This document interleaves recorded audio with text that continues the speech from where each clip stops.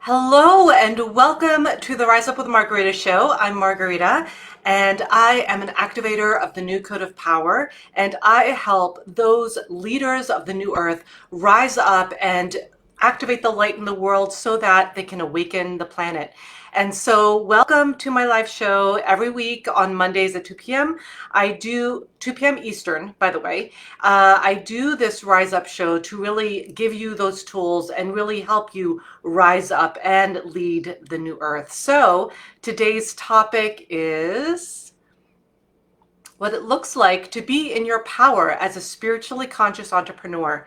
So this is super important to really understand, because I know I talk a lot about being in your power and how important it is, and I talk also about being a spiritually conscious entrepreneur, and a lot of my posts talk about that, but I really wanted to go into it today about what it actually looks like to be in your power as a spiritually conscious entrepreneur. And the reason why is because a lot of light workers, I'll just say it, right? A lot of light workers think that being in your power as a spiritually conscious entrepreneur means feeling powerful or means having a good day.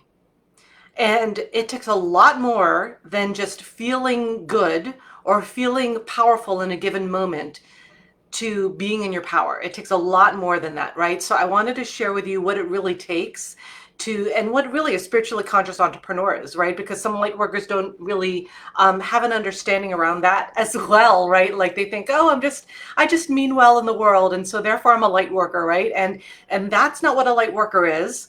And also, so I wanted to get clear on that.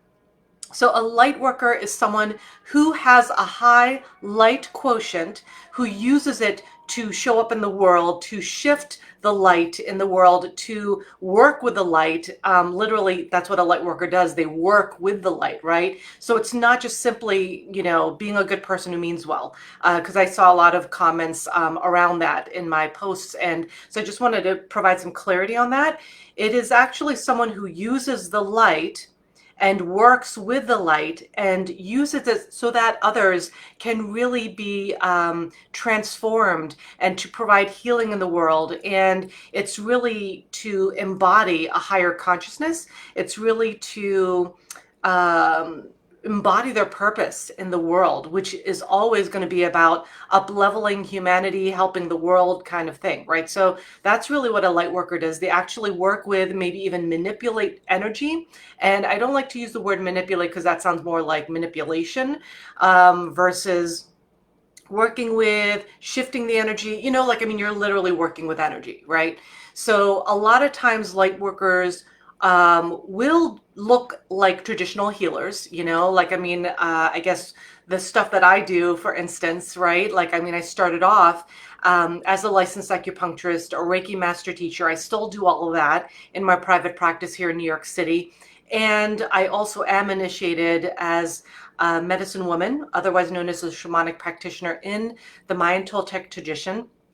So there's that going on with me as well. And then also I'm an activator for the new code of power. So I literally perform power activations that awaken your consciousness on the DNA level. And it then becomes this embodiment. And that's why my work is so quick and it's so effective and it really gets results fast. And it's like acceleration upon the acceleration, right? So that kind of work, that's kind of like a typical, I'll just say, light worker thing. So a lot of people in my audience, maybe even you, they tend to be more like mystics, seers, light workers who do like yoga. They're yoga practitioners, teachers, Reiki practitioners, energy healers. They do stuff with crystals, tarot, things like that, right? So that's kind of more typical light worker stuff. But there are also light workers in corporate, right? There's light workers in media, right? And so we come in all different shapes and sizes. And so I just want to kind of put that out there. And now I'm going to mention what a spiritually conscious entrepreneur does.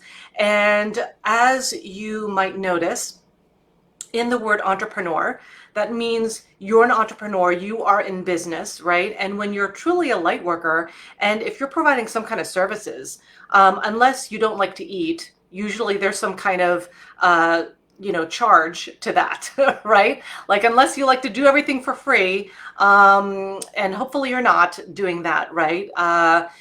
You are actually an entrepreneur.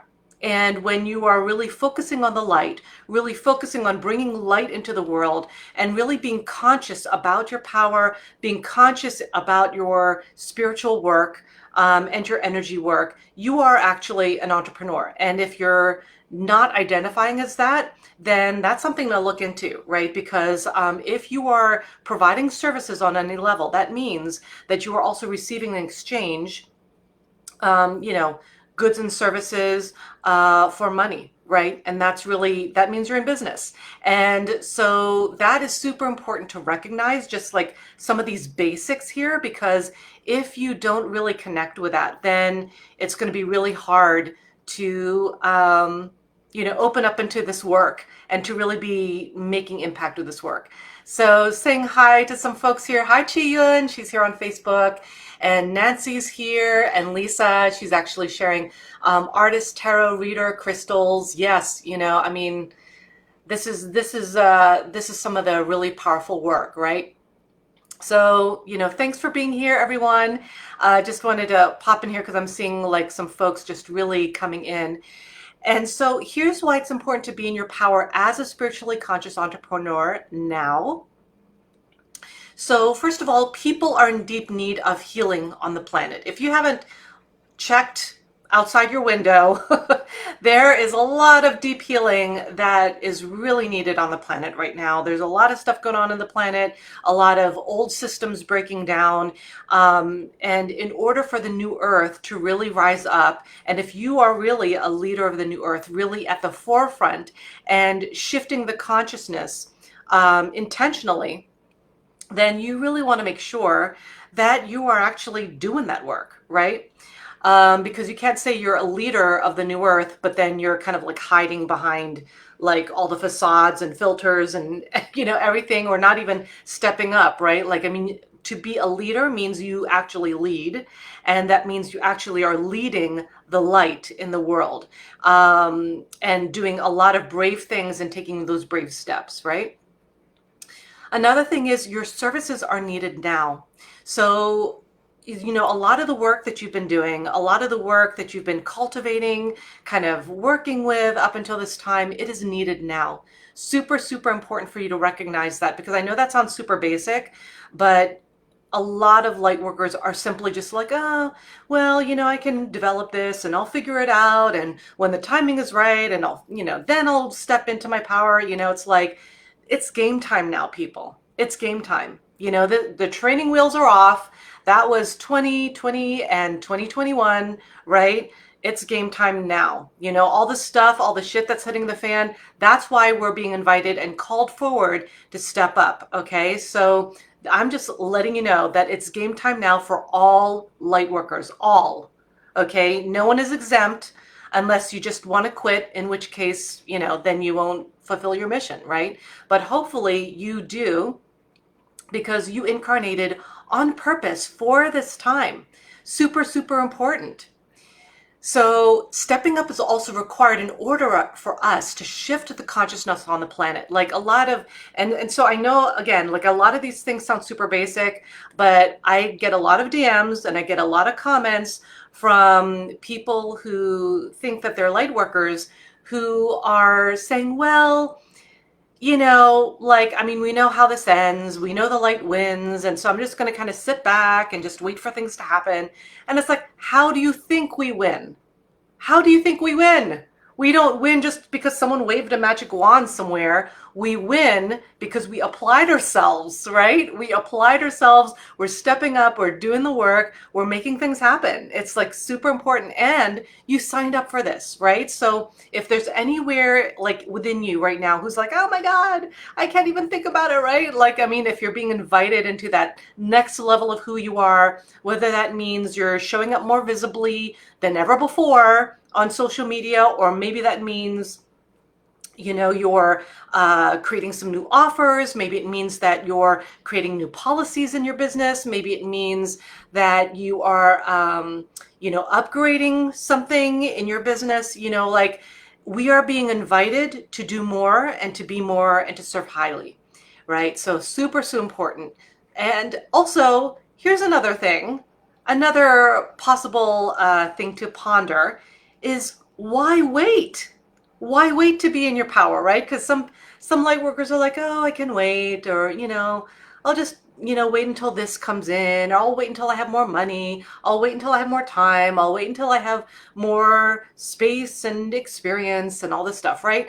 And really, all of that is just forms of procrastination, because you do not need to be perfect. You do not need to be like some guru on a mountaintop who is just like beyond, right? Like, you get to show up in your perfect imperfection, right? No one's perfect.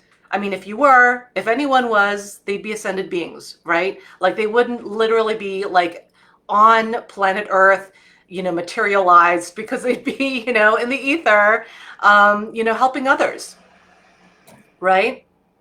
And I'm seeing some comments coming in. Um, yeah, if you don't do what you're here to do, then you get to come back and try again. Absolutely. And it might not be a hospitable earth next time around. Exactly, right? Like, I mean, there's an urgency here. There's an urgency to all of this. This is not, oh, let's just wait until some more shit hits the fan, or let's wait until, the spaceships finally do land, right? It's like, no, the time is now, because as you know, a lot of shit is hitting the fan, and there are a lot of things going on in the world, and there's going to be a lot more things revealed in the world. And when that does happen, some people are going to lose their GD minds, right? And so if and when that happens, I'm not going to say everyone is going to be having that experience, but I'm going to say that those who are not doing the work, and there's quite a number of those folks there, right? They also need that help. And because as things get more revealed and things get more intense, because they will before they get better, your work is needed, right? So all whatever you're doing, right? Whether it's the tarot, the seership, the readings, the sessions, the healing work, the yoga, like whatever it is your jam, and maybe there's like a bunch of it, right? Like that is needed. That is super needed right now. So there is no time for you to just like hang out and wait for someone else to give you permission, right? Like if that's what you're waiting for, here's your permission. I give it to you on a silver platter. Here's your permission, right? Like, I mean, and honestly, you don't need my permission, but like in case you're waiting for it, like I'm giving that permission to you. Really, you should be giving your permission to yourself, because if that's all you're waiting for, give it to yourself, right? Super important. So here's what being in your power, here's how it does not look like, okay? So I wanted to kind of speak into the myths around what being in your power looks like, because it kind of like, gives a little like container, a little frame of reference here. So, number one, it is not being pushy and aggressive. It is not. A lot of people think that being in your power is all about the manipulative power, the greedy power, the I'm going to win over you power. That's not power. That's artificial power. That's artificial. It's false power, right? True power is really connected to your divine self. And like that, you don't need to push, and that you don't need to be aggressive about, because it just is, So number one, it is not being pushy and aggressive. Number two, it is not about forcing your opinions on others, right? And also I want to make a delineation here, is that there's a difference between people opting into your content and you challenging their beliefs and forcing yourself on other people who didn't ask for it, right? Like, I mean, it's kind of like the empath nightmare, where you see the pain that someone is experiencing, you want to help them, and what some disempowered empaths do is that they just start helping them without getting consent from the other person, right? Like, it's super important to get consent from your client. Super important, like in fact imperative. And so And even if it's not a client, even if it's someone you just care about, right? It's super important to get consent, because the thing is, healing doesn't happen if the person doesn't want it. You know, they're just going to push, they're going to shove back, they're going to be like, no, that's not for me. And they need to be ready, and they need to literally say, I'd like that. Yes, please. In order for you to actually show up and do that, right? You don't just like, here, this is what you need, and here you go, right? First of all, they didn't ask for it. Secondly, maybe they're not ready for it, right? And so that's the difference between challenging someone's, belief system and forcing your stuff on somebody else, right? And so that's what not being in your power looks like, okay? Another thing, number 3, is what being in your power doesn't look like is saying that you'll wait for divine timing, such as what I was sharing before. Like, I'll wait for the time is right, when the time is right. I'll wait for when I have more money. I'll wait for when I have more degrees and certifications. I'll wait, right? And so that's all procrastination. It's all putting things off. It's saying, I'm not perfect. It's saying, I'm not enough. I'm going to wait until I'm enough. And here's the thing, is that you are not ready when divine timing randomly hits, right? You are ready when you decide you're ready. And I've said that so many times before, but it's worth saying it again. Number 4, saying that you're going to wait for being perfect or being in perfection. That's another way of not being in your power, right? So that's another way of procrastination, actually, also. It's like being in your perfection and waiting to be perfect. It's like that time never comes. Because again, if you're not an ascended master, and a super highly evolved being of light, right? Like, I mean, you maybe you are a highly evolved being of light, and you're still in human form, right? So that means we still get to experience this human experience, because that's what we opted in. That's what we opted into. Lisa's saying, we will be waiting forever. Yeah, that's what happens. If you're going to say you're going to wait until you're perfect, you're going to be waiting until the end of time, because that time will never come. So you give that to yourself. Chion is saying that makes total sense. It's time to be a warrior healer. Absolutely. Another thing, number 5 on my list of what being in your power doesn't look like, it is having your unhealed traumas affect your relationships, your purpose, and what you're creating in the world, right? Because some light workers are like, I'm in my power. And it's like, but then they've got all this unhealed trauma that is still highly triggering and highly triggered within them. And it's like, at the blink of an eye, it's like it's set off, right? Like if you're in that space, you're not in your power yet, right?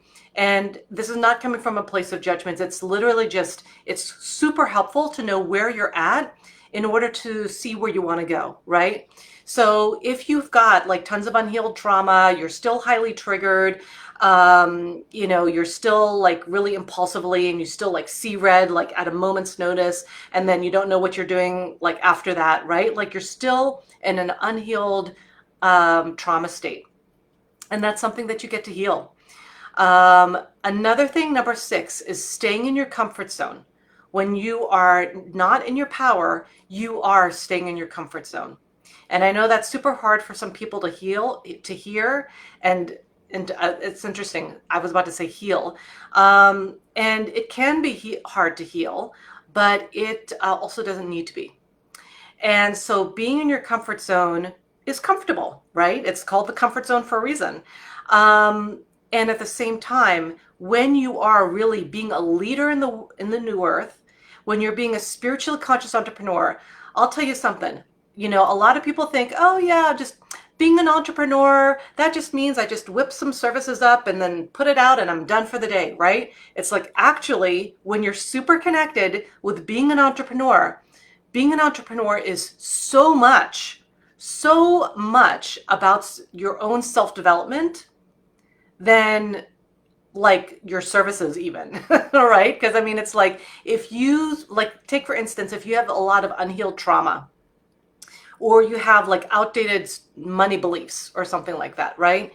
and then you are an entrepreneur and that is still unhealed, then what will probably happen is that you'll end up projecting your unhealed traumas onto your clients. And that is not a good thing, right? You want to make sure that when you are holding space for your clients, it is clear, it is crystal clear, it is powerful, it is solid, it is grounded, it is light, right? You want to make sure you're holding that space for your clients. I mean, I know that's super important for me, right? So I'm no longer in that space of all these things that I'm sharing with you, and I'm sharing them with you because at one point I was, right? And then and now I'm no longer, because I have all these tools and I'm at this level of activation that I then bring my private clients into. And so excuse me, time for some water.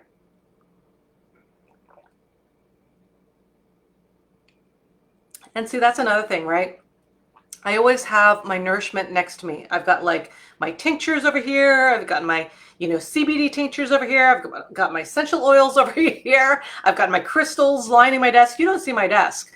It is lined with crystals. Like I can't even, yeah. So it's just lined with crystals. And I also got my water. That, on top of that, it's not just water. It is unfluoridated water that is filtered and that has been infused with rose quartz and also infused with pure rose nectar. So, that's what I'm talking about, folks, is that you do these things that seem extra to some people, and it's not. It's just like, taking care of your energy, right?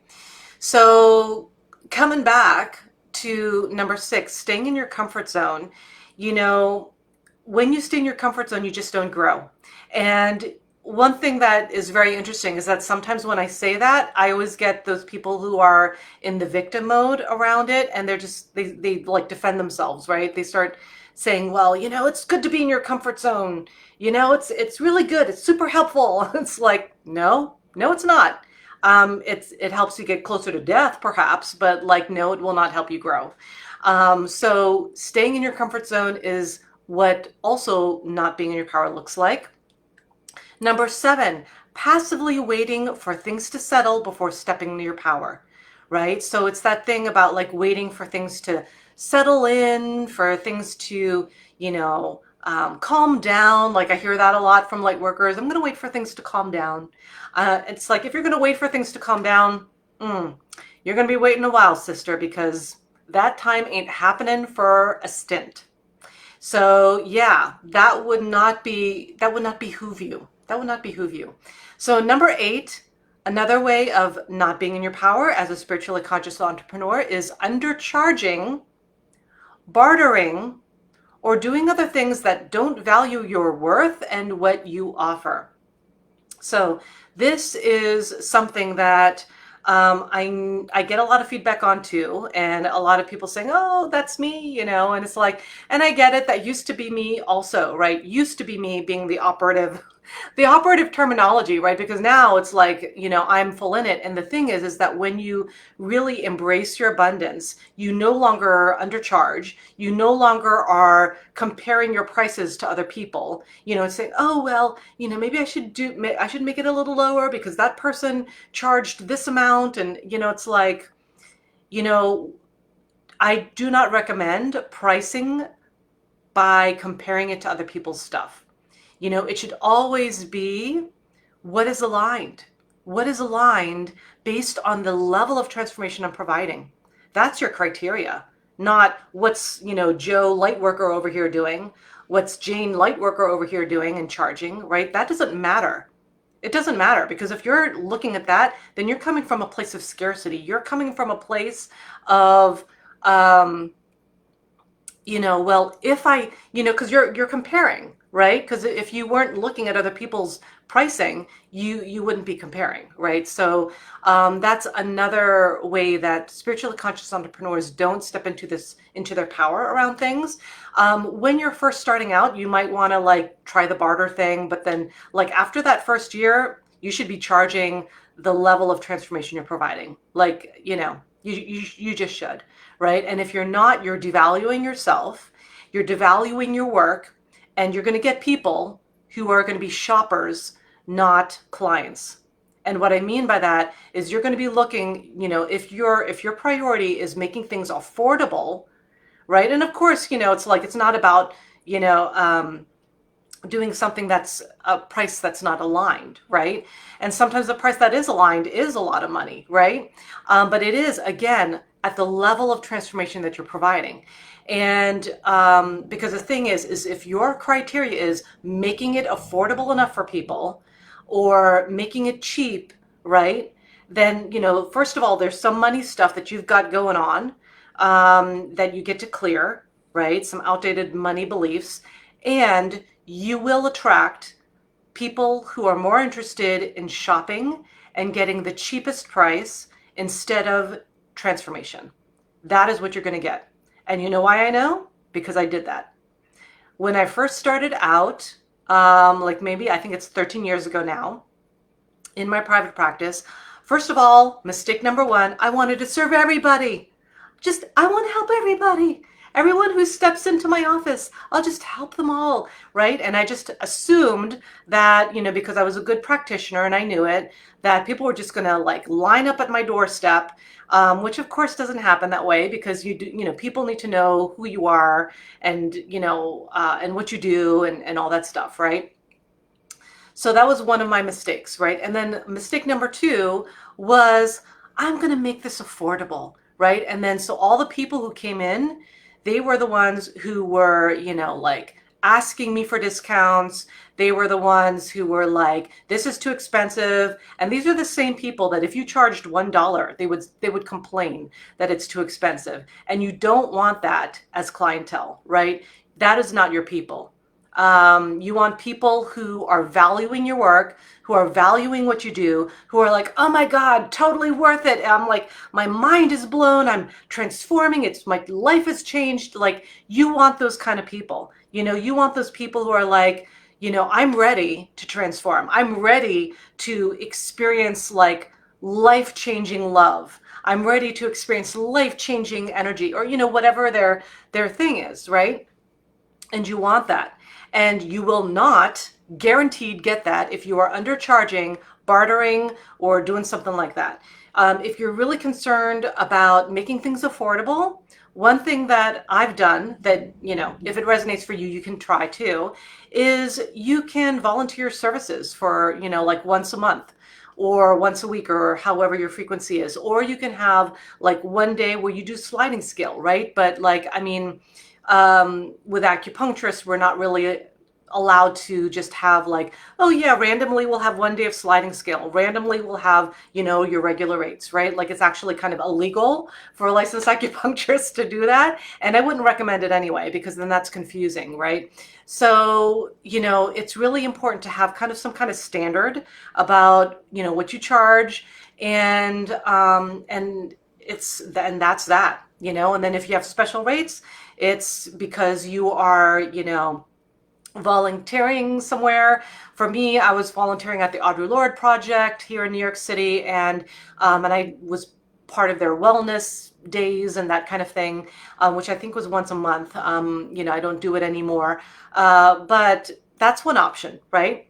And then here's the last point of what being in your power doesn't look like, that you're in your scarcity and lack mentality around money. And this is super huge for a lot of spiritually conscious entrepreneurs, which is why I kind of give a little emphasis on some of this stuff, because it's kind of like a weak spot, to tell you the truth.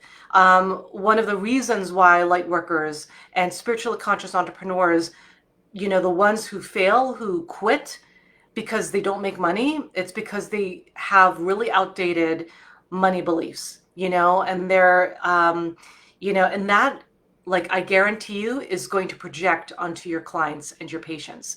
And you don't want that, because that's not holding space. That is not when you're kind of projecting your stuff on someone else, because your energy is not clear and you're unhealed, then that transfers onto your client, and that's not good, right? You don't want that. You want your client to be like, wow, I'm transformed, and like this person, Marguerite is amazing. You want them to be saying that about you, right? You want them to be saying that about you, not for your ego, but because then you know that they're getting the transformation that you're promising, right? So if you are in scarcity and lack mentality around money, if you on any level think that money is evil, that it's unspiritual, guess what? You're blocking your money. Okay? So transform that. Transform that. So and so yeah, so here's how they also sabotage their power. It's a little different from what not being in your power looks like. It's a little similar, but I'm going to share this with you and then you'll see why. And then I'm going to share what being in your power as a spiritually conscious entrepreneur does look like. And so far, let me just kind of get a show of hands. Is this resonating? Let me know. Let me know in the comments below. You can do like a raised hand emoticon, or you can say yes or Y for yes, whatever, if it's resonating. If it doesn't, then you can share that also. Chiyun is sharing, holding the container is what takes the experience into a deeper movement. Exactly. Exactly. And also she's saying, yeah, to not take anything personally, even the good stuff. 100%. A lot of people sometimes think that, they can, that they can sweeten me up by being like, oh, you're so beautiful. You're so amazing. And like, like whatever, like, saying those kinds of things, right? And although that's nice and everything, I'm not attached to that. It doesn't work on me. It just doesn't. I'm a New Yorker. I've seen a lot, doesn't work on me. And same thing too with like the negative stuff, right? Like, so I mean, because sometimes light workers will be like, well, I'll do XYZ as long as I get good feedback, right? But if that's your criteria, then you will never step out. And the reason why is because there will always be someone who's not okay with whatever you're saying. Always. Guaranteed. And it might be kind of on the download. It might not even be a big deal. Or it could be like kind of in your face. I mean, it really, who knows, right? But if you are more attached to someone saying good things about you, which means then you get super attached and affected when someone says something negative about you, then your service is conditional. Your service is conditional. Your service should be unconditional. You should be serving it up even if you're getting haters, even if people are saying you're amazing. Either way, you should still show up, right? So speaking into that, one way that spiritually conscious entrepreneurs can sabotage their power is that they quit when they hit an obstacle. And then they also make a story out of it. So what I mean by that is, so let's say you're, opening up your spiritually conscious entrepreneur business, and then you get like maybe a disgruntled client or something, right? If you've been in business long enough, you get at least one. Or even a couple, okay? And you just learn to figure it out. You learn to figure it out. You learn to deal with it. And, I teach my private clients on the, in the deeper one-on-one work, how to do that and how to maneuver that. But that's not when you quit, right? Most light workers quit when that happens. Most light workers will shut down and they'll quit and be like, this is not for me. This is the universe telling me that I'm not meant for this. This is my guides telling me that, I should, I don't know, do something else instead, right? They take it as a sign to quit, as like a divine sign from the universe. And it's not a divine sign from the universe. If it's a divine sign from the universe, it's a divine sign from the universe to be like, okay, you want this? Step up, right? You want this next level? It's going to require you to do something different. It's going to require you to do something scary, right? Number 2, they let their fear lead them instead of leading from service. And so I mentioned that already before. When you are feeling the fear, it's not that no one ever feels fear. I've had still those moments where I'm about to hop on a webinar that I'm leading and performing activations on and training at, and I still feel like, oh my God, what am I doing? Like there's like sometimes that moment, right? And it's not that I don't ever feel fear.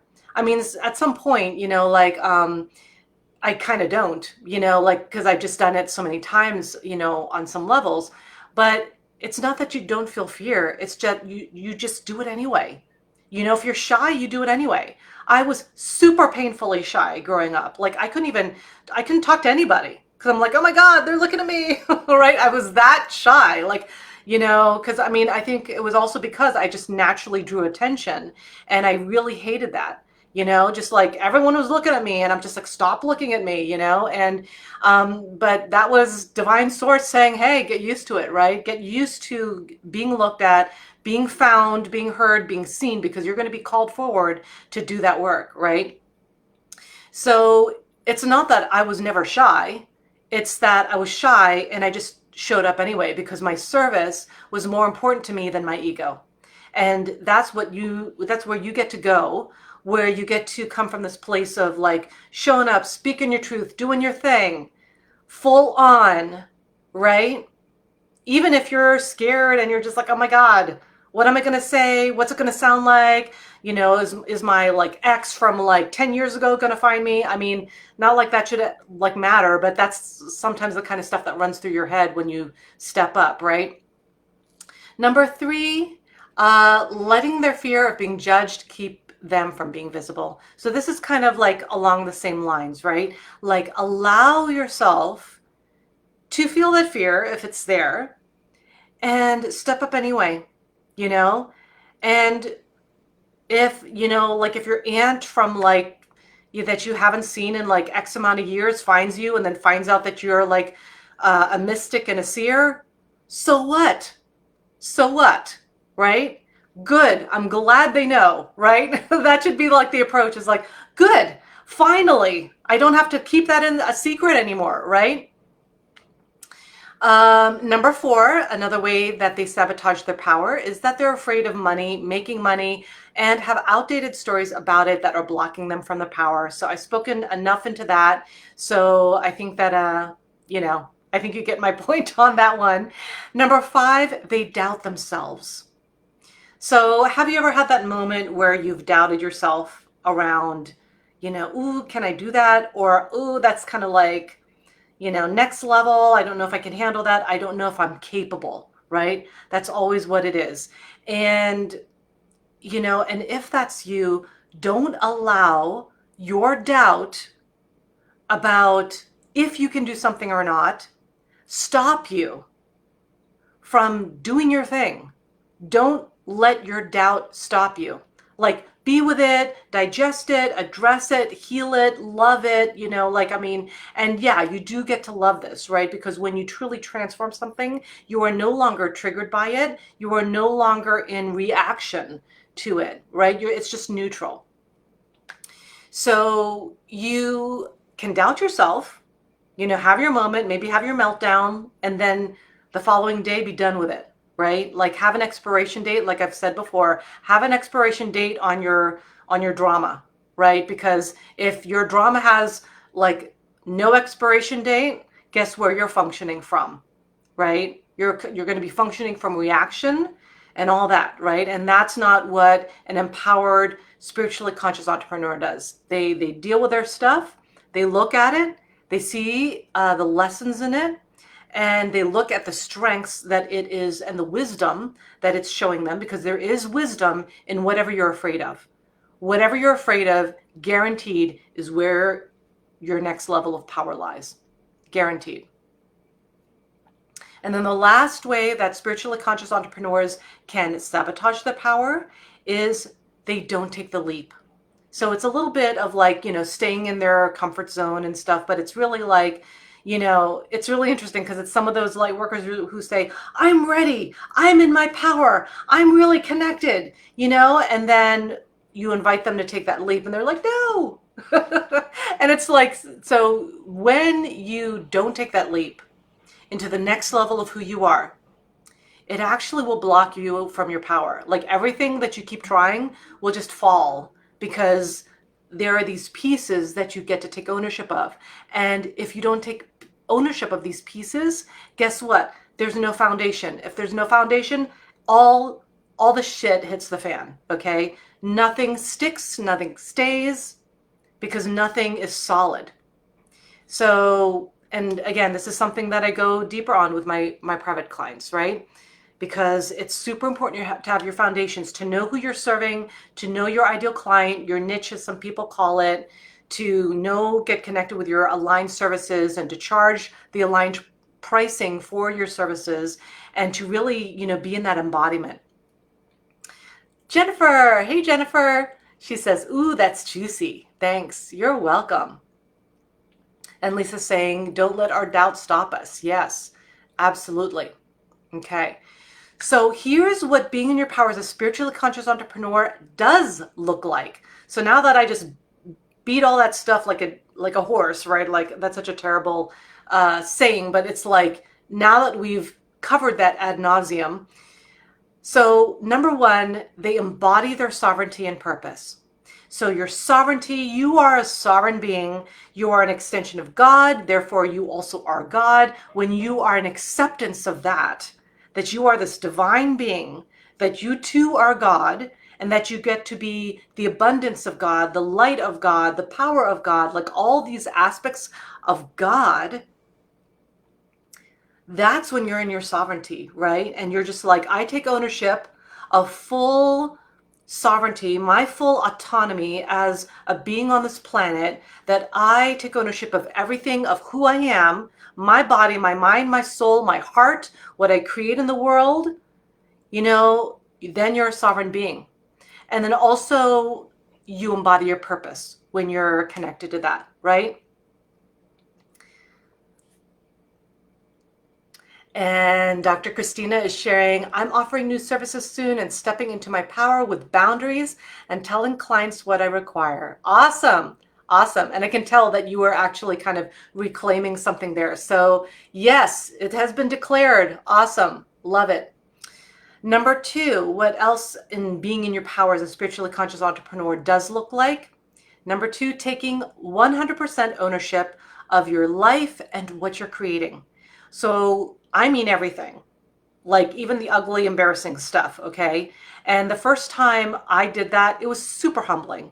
Super humbling. Because when you're just like, oh, God, this makes me cringe over here, this thing over here. But I created that. I created that cringy thing. I created it, right? And you take ownership of it. I'm like, okay, I love you, cringy thing. I made you, and if this is not something I want to continue, I get to shift it. I get to shift it, right? And so that's what being in 100% ownership of your life and what you're creating means. It's not just only the good stuff. It's not just only all the things that seem amazing and wonderful and impressive, right? It's also all the embarrassing shit that you've done. Like you got to take ownership of all of that. All of the crappy relationships, all of the, embarrassing snafus that you like induced in your life, right? Like you get to see the divinity in even that. You get to see the divinity in all of this, right? And Chi-Yun is sharing, yeah, I realized I kept hiding myself and my family because I feel like people think I sound crazy. You're not alone in that, Chi-Yun. But I know they love me, but I felt like I had to hide, so I didn't challenge the perception of me. Fawn response, right? So, and no need to judge yourself there, okay? We've all been there. Some people who are just joining, will be inspired by your share on that, right? So, just take ownership of that and like, okay, so that happened. So what do I want to do about it now, right? What do I want to do about it now? Okay. Another one, number three, they lead in service over fear and consistently show up in visibility.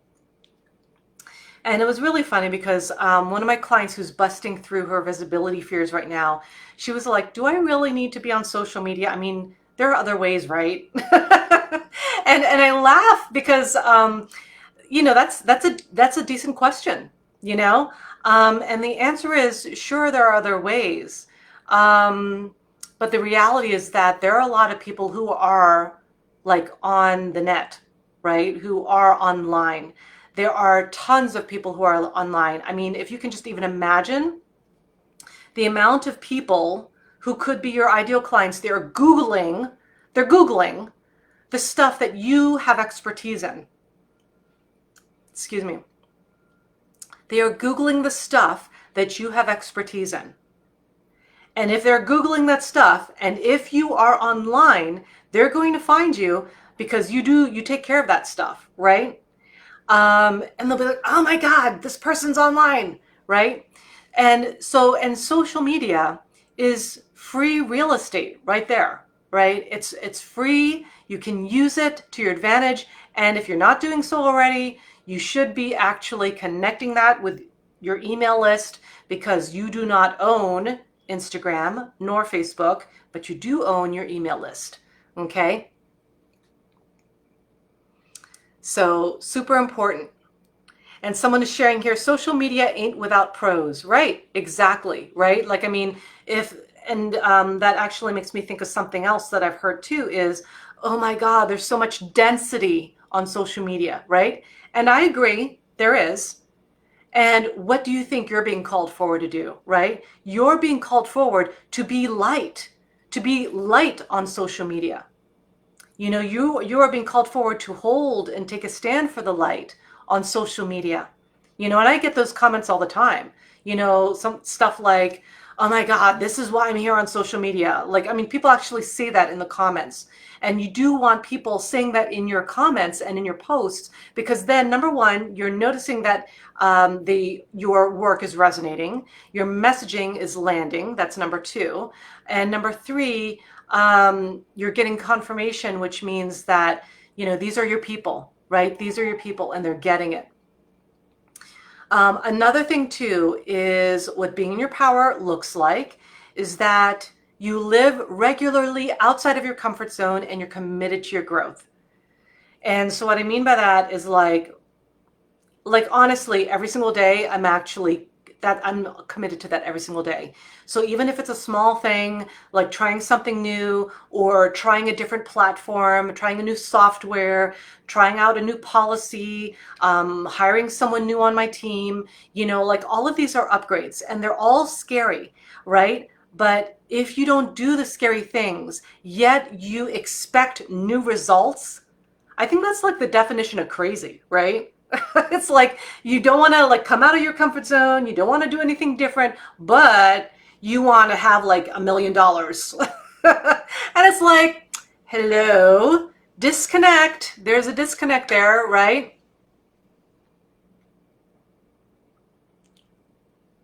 Yes, yes, separate site for all your content in one place is also, as she says, right? And it's super true. You know, you want to, you know, like all this social media stuff, it's not just so you can go viral and be popular, because that's not why I'm on here. You know, I'm here to be in service to reach as many people as possible so that I can help as many people as possible, right? Super important. There's a difference between, you know, someone who wants to be an influencer and just wants to go viral. And, you know, there's nothing wrong with that. You know, it's just a choice, right? But that's not my choice. Light workers, usually what they want is to help more people. They want the impact. And for me, my directive is to increase my following so that I can help more people, find more people, serve more people, right? Super, super important. So make sure that you are regularly living outside of your comfort zone and committing to your growth, like every single day. Like, in fact, like I do this exercise with myself that, you know, sometimes I will just have days where every single decision I'm making, I'm super conscious, hyper conscious of it. And I make sure that I'm doing something that is another step up. That if it's something that I've normally done, like, how can I do this differently to make this grow, to make myself grow, right? And then I choose that, even if it's super uncomfortable. And you've heard me say before, if you're not uncomfortable right now, then you're not growing. Guaranteed. I'll say that for sure. Number 5, in being in your power, you've unplugged from the fear matrix, fed from society, and you're plugging into the new matrix. So what I mean by that is a lot of the old matrix, which is really, you know, basically what we're being fed right now by the mainstream, that's all old matrix, okay? All this stuff about like fear for your life, you're unsafe, you're not okay, we're not okay, everyone's not okay. Like, I mean, it's like we've been in that since 2020, okay? I mean, we were in that before then too, but like it's been amped up since 2020, and it's strategically designed to frazzle your nervous system, to put you in a fear state, and to distract you from your power. Okay? And so that's super important to know, because once you know, then you're like, I am intentionally being distracted by who now? Right? Like, I mean, you get to call the shots. You get to put your focus on where you want to focus on. And if you don't want to be focusing on, all the fear and the doom and gloom, like, not to say that there isn't chaos going on in the world. There is chaos going on in the world. And you are part of what gets to help shift the chaos into light, right? And also the chaos is necessary for old systems to break down so that the new ones can be put in place, right? Super important. Okay. So, and I see Jennifer sharing here, I just made this commitment with myself last night, each day doing something uncomfortable. Thank you for the confirmation. You're so welcome, Jennifer. Yeah, and that's such a powerful decision. So I see you in your declaration of what you are claiming, and you got this, Jennifer. That's super awesome.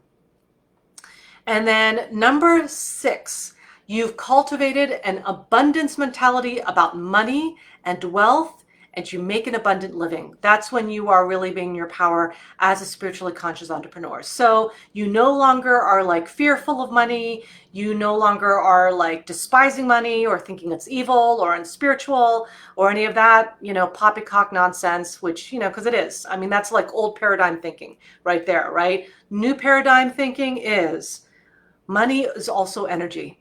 Money has a consciousness of its own. Wealth is a consciousness of its own. And you get to take ownership of this new wealth consciousness, right? You get to take ownership of your money. You also see that money, since it's just an energy, if you really do work with energy, then you can work with money too. I mean, it's like $1 is the same energy as like $1,000. Really, it's the same. When you can no longer be charged up by numbers, and that took me a while, right? And there's always a new level, right? Because when I was younger, I got charged by like $100. I'm like, oh my God, $100. That's crazy. That's a crazy amount of money, right?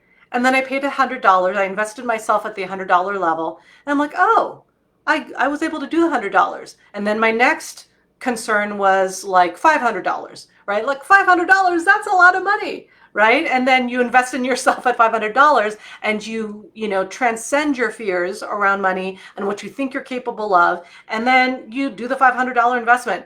And then, so it just kept growing and growing until like now it's like I invest in myself at the 20K level and the 30K level, right? And it's like, and so, and then what's next after that, right? So it's like numbers are numbers. So there's no difference between you charging $10 energetically and charging $10,000. Like there should be no shift in your energy field when you say, yes, this is $10, this is $10,000 in terms of my work, right? There should be like zero emotional charge. And that's when you know that you're really, it's all the same. It's all energy, right? It's all being in your abundance. And, and this is also the stuff that I help my private clients go through and maneuver through, because it's super important to get this. If you don't get this, you can charge as much as you like, but you're not going to get any enrollments into any of these programs. I mean, that's just how it works, right? And then the last one, number 7, in what being in your power as a spiritually conscious entrepreneur does look like, you charge for the transformation you provide through your services instead of time per dollar. And what I mean by that is like kind of the old school way, like what I was taught, right? Which is like 1 hour equals $100, let's say, right? So that is time per dollar. The new way of really providing your services is, here's this body of work, here's this level of transformation that I'm holding you in, and this is the investment level for that, right? That's what charging for the transformation you provide means. So if you're just tapping in now, Today's topic has been what it looks like to be in your power as a spiritually conscious entrepreneur. I covered why it's important to be in your power as a spiritually conscious entrepreneur now, what being in your power doesn't look like, how we can sabotage your power around this, and what being in your power as a spiritually conscious entrepreneur does look like. So I hope that is helpful. Cynthia saying, this is so affirming, very thankful. I'm so glad it helps. And do you have any questions about this topic? Not about like all the random things going on in the universe, but just this topic.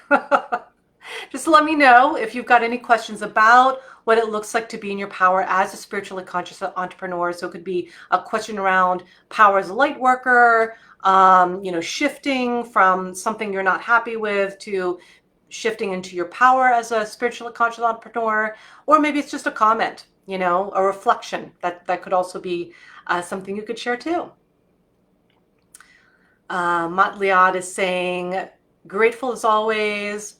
Courtney's saying, so awesome. Sorry to have missed that. Please share the recording. Yes, it totally will be available. And so on Instagram, it will be in the video section. So I think you swipe twice to the left in order to access that. On Facebook, it is in the videos tab. So yeah, it's going to be in there. So I'm going to give like maybe a few moments in case anyone has any questions, because I know thumbing that question into like that tiny ass box can be a little time consuming.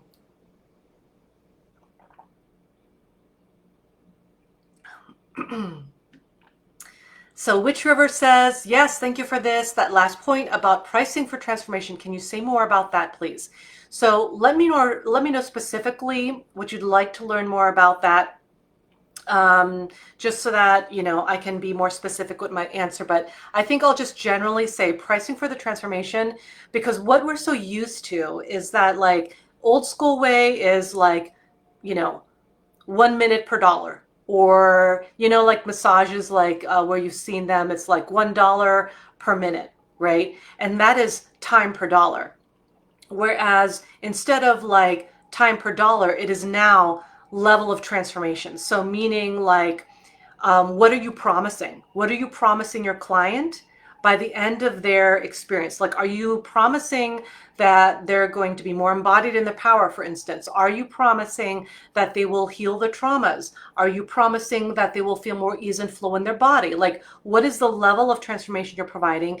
And also, it's probably going to be up there too, right? And if it is this high quality, I'll say, this high-end quality that you're providing, you should be also aligning your pricing at that level. So if you are helping them to achieve something that they've been looking to have, right? And especially if you do it quickly, that's one of the things that I offer, right? And that's why I talk about it often, is the acceleration I provide. Like, yeah, you can be in your power maybe eventually like in 5 or 10 years or however long it takes by Googling stuff on YouTube, or Googling stuff and searching on YouTube for free stuff, right? Or you can invest in working with me, and I can accelerate you into activating you in your divine power, like basically instantly, right? And then providing you tools and accountability and support around that, so you're not left flailing around and trying to figure things out, right? And because of that acceleration,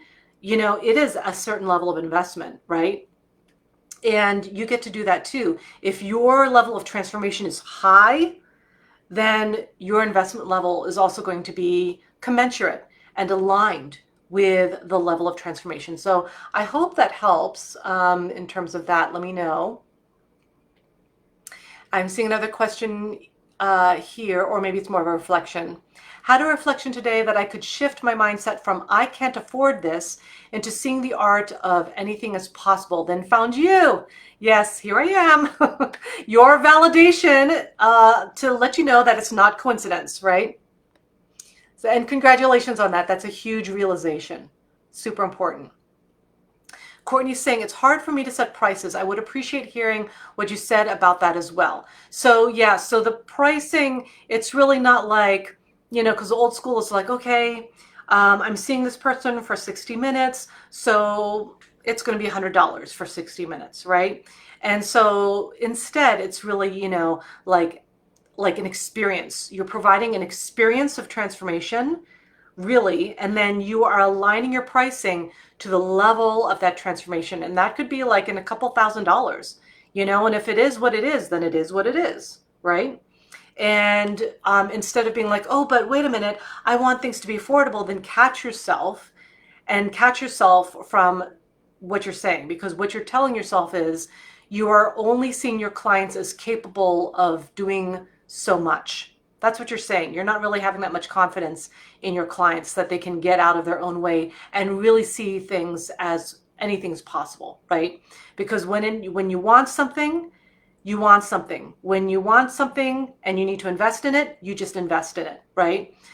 Just like if you're a mom and you have a child, you're going to figure out how that child gets fed, right? You'll just figure it out because it's it's a no-brainer. You will figure out how to feed your child, right? And same thing too is you should have that level of dedication to yourself, that level of, if I need something, if I need to invest in myself, whether it be a new mentor, a coach, or services, or a certain experience, or whatever, right? Like anything in your life that may trigger you a little bit, then you should totally go for that, right? Because if it's triggering you, then first of all, there's something that you get to heal there, and it's coming up for you for healing. And so, I hope that gives you a little more clarity on that. And someone is asking, I can relate to your reels. Can I share your reels on my profile by tagging you? So yeah, so you can share my reels as long as it's clear in that imprint at the bottom, right? So I think there's like a reshare app or something like that, Regram or something it's called. If you use that and tag me in the caption, that would be super helpful, right? So thanks in advance. And so whichever is saying, so it's pricing for their time of transformation. So again, it's not about time. It's not about time. It's about the level of transformation you're providing. It's not about how long it is. It's not about how short it is. It's about what is the level of transformation. So if the level of transformation is like at this level, then you align yourself at that level, right? If it's like super major transformation you're providing, you price it accordingly as well. And as long as it's aligned, right? And so there's a difference. Jennifer saying, yes, you can. And what a feeling. A freeing, unlimited boost, life-changing, super good. Yeah, super juicy. I love that, Jennifer. Okay. And Courtney's sharing, I feel valuable, and so I try to set prices that way. But yes, I don't want to close myself off to potential clients. One thing I've been trying to paying other people what they are worth too. Yeah, they're super important, and make sure that you're doing that for yourself as well. Make sure you're not, like making undercharging for the sake of being affordable, because that's going to put you in the ringer. I'll just say. And so I think that's it, right? Like great questions, great reflections, everyone. Nicely done. This is what happens when you are engaging with your power and your light. You ask questions, you get curious about things. You're like, how can I upgrade my stuff? How can I be better? How can I serve more highly? How can I experience more of life? Right? Because you're not just only in service and then you're just this robot, like doing things, right? You're like having an experience and you're being in your embodiment, which includes having pleasure in this experience, having pleasure in being of service, having pleasure in seeing your clients like have these aha moments and changing their lives. Like, I mean, that's pleasure. That gives me great pleasure anyway, and it should give you deep joy and pleasure as well. And that's super important. And if you're not feeling pleasure and joy from the stuff you're doing, you might need to evaluate some things. That's all I got to say. So someone's asking, what is your advice on being a spiritual business once I become a Reiki master? Well, that is alive in itself. And what I shared in today's live can be directly applied to that, right? And make sure, like, I'll just say one thing though, just to give you a takeaway, is treat it like a business, not like an expensive hobby, you know? And because like that is one thing, is that I don't want to say if I could go back in time, because I do not regret anything I've done. I've learned from everything I've done. And there's deep wisdom I've garnered from everything I've done.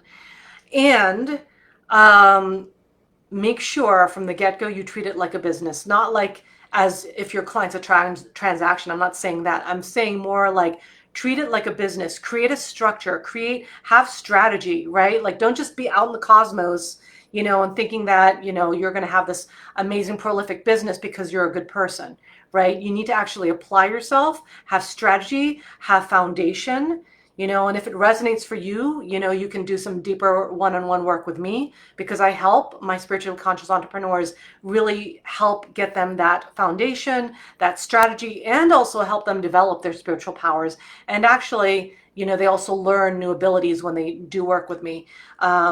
Some of them are learning that they're healers after all. Like they didn't even think that they were healers before. And then all of a sudden, like their healing hands start activating. It's like a really powerful thing. So thank you for being here. Thank you for sharing your afternoon or morning or evening with me. I hope that this topic was super powerful for you. And I'd love to hear in the comments below, what was your number one takeaway about being your power as a spiritually conscious entrepreneur that really is going to shift things for you, that you're going to actually apply this week? Let me know in the comments below. And, I'll check them and I'll see them. And thank you for being here, and step into your power.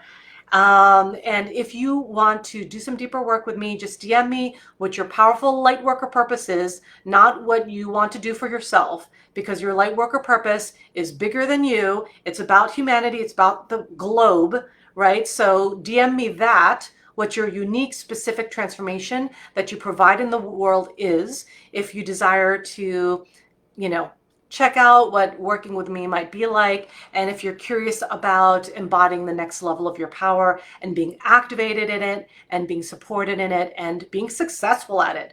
Okay. So if that's you, DM me your powerful light worker purpose, not, what you're working on personally, and we'll talk. In the meantime, have a wonderful rest of your week, and much love, light, and power to you.